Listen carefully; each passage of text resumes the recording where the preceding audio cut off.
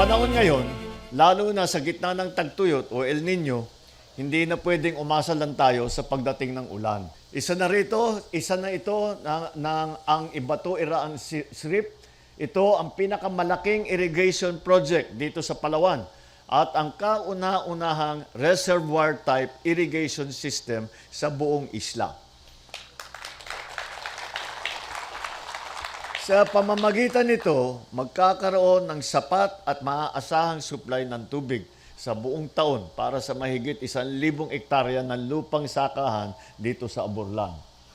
Nasa mahigit 420 farmer beneficiary ang direktang makikinabang sa proyektong ito. Andito yung ating mga namumuno ng mga association at saka mga cooperative. At kayo ang mag-aalaga dito at kayo ang magpapatakbo para mabigyan natin ang ating mga magsasaka ng sapat na tubig kahit na hindi pa dumadating ang ulan. Inaasahan natin na mas maraming sako ng bigas, mas masaganang ani sa gulay, mas malaking kita para sa ating mga magsasaka.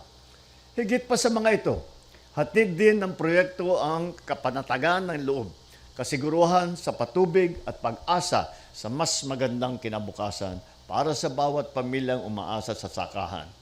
Hangad natin na magamit ang reservoir ng pangmatagalan. Makakaasa po kayo na katuwang ninyo ang pamahalaan sa pag-aayos ng mga sistema at kayong mga magsasaka ang nagbibigay buhay dito.